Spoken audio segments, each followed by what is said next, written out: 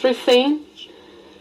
First of all, this has been done by Jabhat al-Nusra, and also the western suburbs of Aleppo are still being controlled together with Jabhat al-Nusra by Jaish al-Islam and Ahrar al-Islam.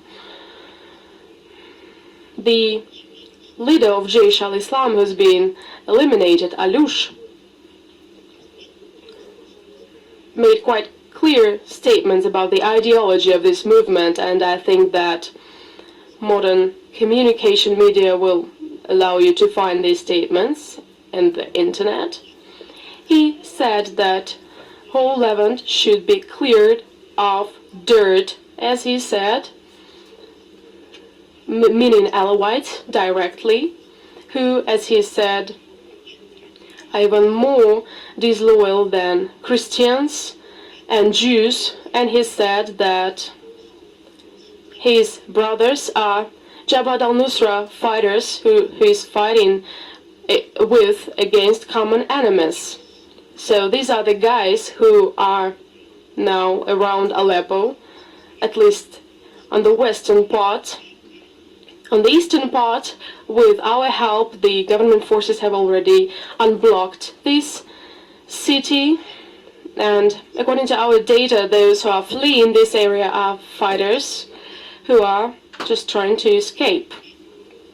And let us not forget that all those who are now around Aleppo, that is Jabhat al-Nusra and Ahrar al-Islam and Jaish al-Islam, and other more moderate groups are being provided using the same route from one place on the territory of Turkey, so this factor should also be reckoned with, since the UN Security Council resolution that was adopted before the resolution 2254 prohibits any supplies that support terrorist groups.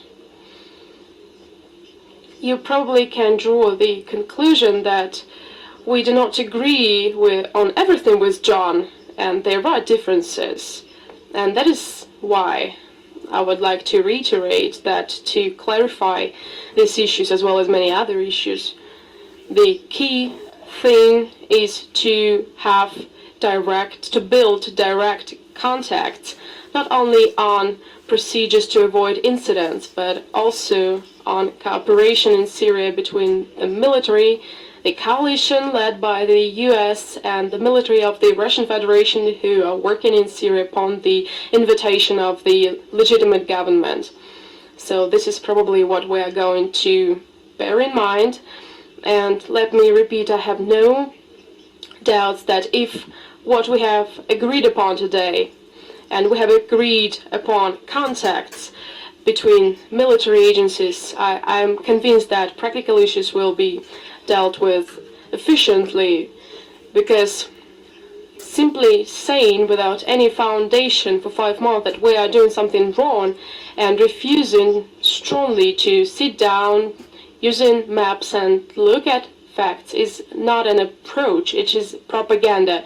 Propaganda was popular in Soviet times in our country. Right now we have abandoned this practice, but it seems that a lot of manifestations of such trends are still present in mass media in other countries. Probably we should put an end to this, and instead of pointing fingers at each other, we should realize that we have a common enemy, and that all the concerns about one's image on the eve of election or with regard to some political event should be set aside, and we should deal with finding solutions to problems which has become a truly existential problem for the human civilization, rather than just play geopolitical games. Will come from Vladimir Kondratiev from NTV. Владимир Кондратьев, телекомпания НТВ Москва. Vladimir Kondratiev, NTV company. I have a question to Russian Minister. Mr. Lavrov, will there be a continuance of the operation of air forces of Russia in case if a ceasefire is achieved, and will the agreements that has been achieved have an influence on the volume of this operation? You've also mentioned contacts during the creation of the International Syria Support Group to determine jointly areas of hostilities. Does it mean that there will be a closer coordination of military agencies on the territory of Syria, which has not been the case so far, although Russia has been interested in this? And I have a question to the Secretary of State. Is it true that this coordination is the change of position of the United States with regard to Russia on the Syrian territory? As for the first part of the question, our documents read, and we've said about this, that ceasefire will not be extended to ISIL, Jabhat al-Nusra, and other affiliated organizations that have been recognized as terrorist organizations by the UN Security Council decision. That is why our space forces will continue working against these organizations. As for the task force that is being set up to develop modalities and to further observe conditions of the ceasefire with the participation of the military, yes, I believe that this will help to efficiently solve many issues and to avoid any discrepancies and misunderstanding. We think this is one of the most important results of today's meeting.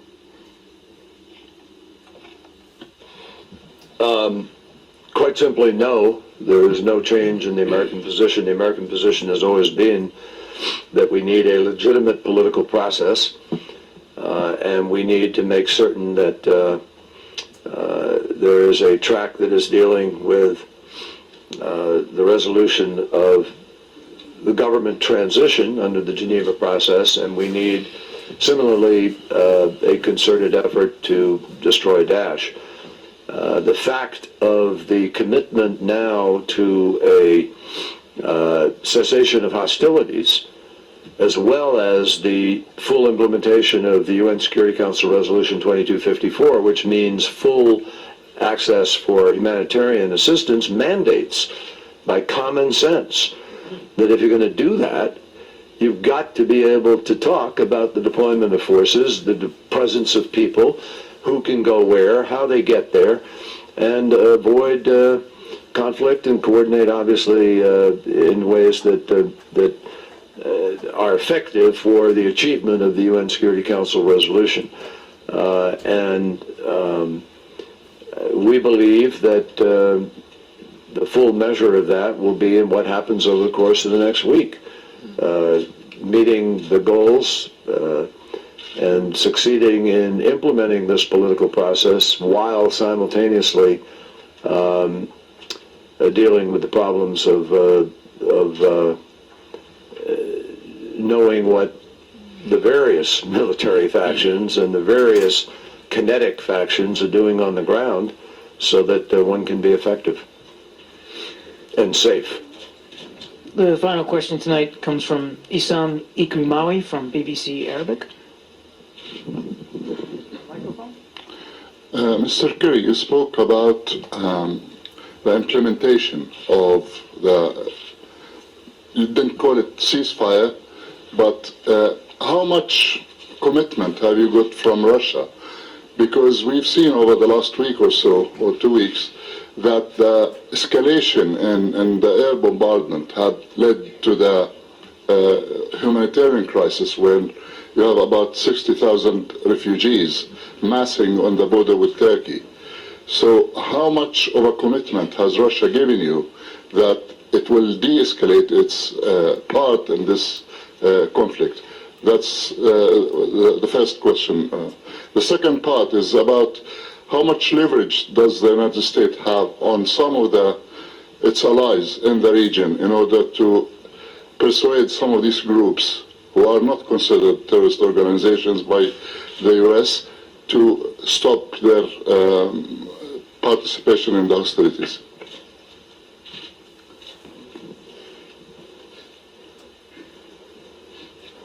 Well,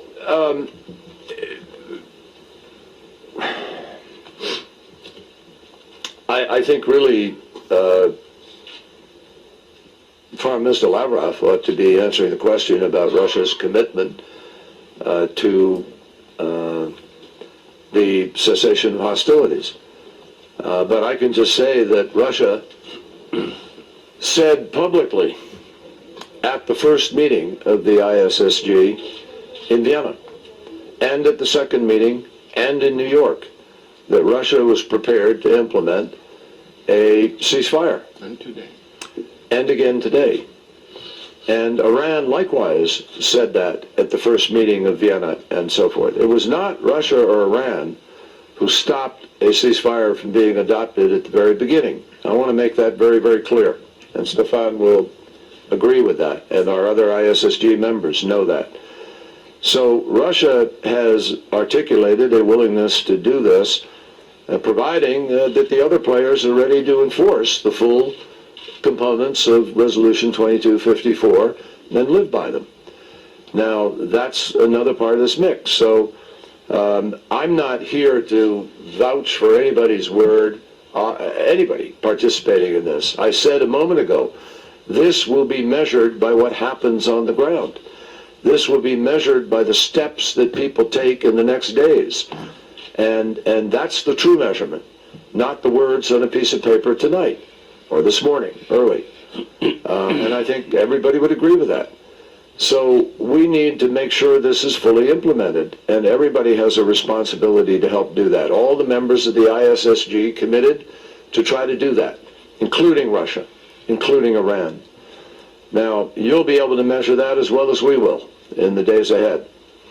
And you ask about leverage. It's not a matter of you know, I mean, I suppose leverage here and there makes a difference, obviously. We all know that. But everybody engaged in this wants Syria to remain whole, to be peaceful, and to try to resolve this conflict. But there are different opinions within that everybody as to how that might happen or as to what outcome they'd like to see.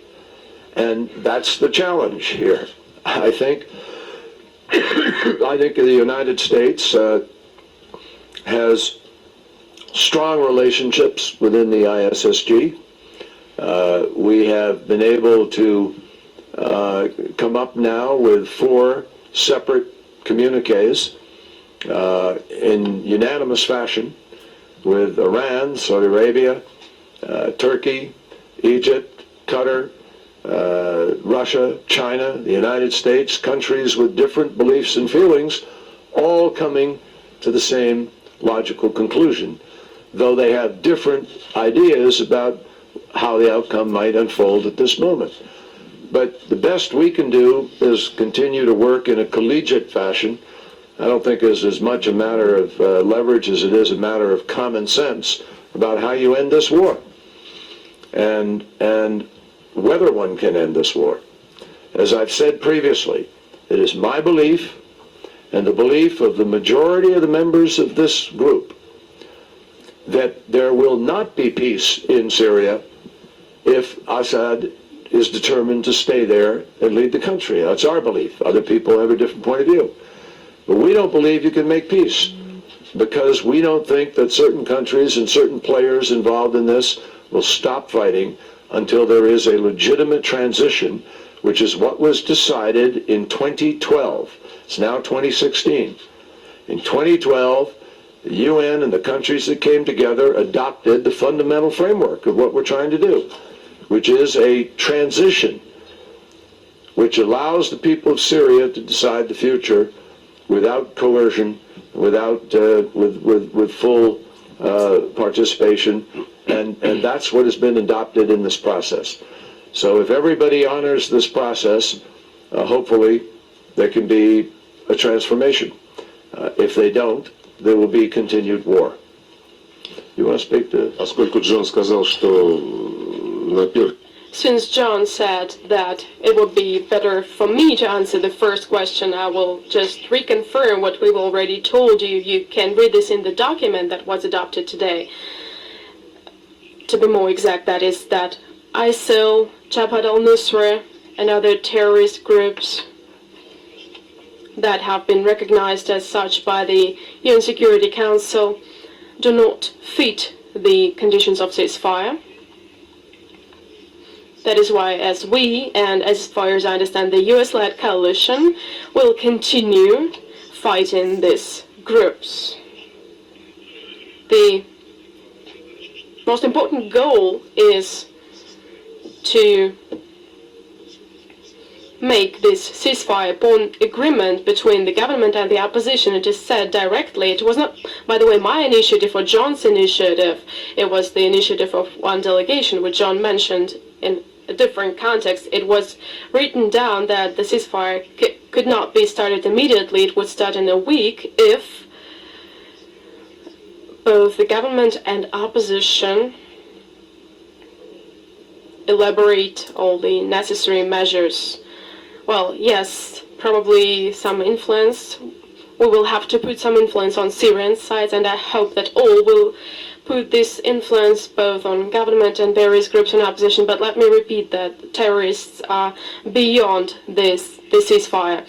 As for adherence to agreements, our commitment, I would really like this commitment to be universal. I've already said that I agree with John that the best measure of our efficiency will be how the decisions that have been made will be implemented. So in 2012 we adopted the Geneva Communique. I've already reminded that right after this communique was adopted, we convinced Assad's government to agree to work on its basis, and the opposition said that they would not work on this, that they were not satisfied with it. We brought this Geneva Communique to the Security Council. Our Western partners rejected to adopt it, and it took us more than a year before the UN Security Council finally adopted this communique. And I don't want to look like someone who is trying to appease someone, but only when John took the position of the Secretary of State, we felt the wish to reanimate, to rehabilitate these agreements that had been concluded before John came to his office. But let us not forget that the Geneva Communique says that the principle of solving political problems in Syria is the agreement on transition provisions on the basis of mutual consent between the government and the whole range of the opposition. So if we're talking about commitments, about adherence to agreements, all these should be reconfirmed in an integrated manner without emphasizing only just one word, that there should be, for example, transition, meaning the change of regime by it. And this transition should be on the mutual consent between the government and the wide range of opposition. This thing is usually kept silent about. They believe that a delegation of opposition can be set up, which represents only a part of foreign opponents of the regime. Others can be turned into consultants. This will not work, and I'm convinced that this very clear mandate that is contained in the Geneva Communique and in the Resolution 2254 will be respected by our UN colleagues who play the central role in the political process. That concludes tonight's press conference.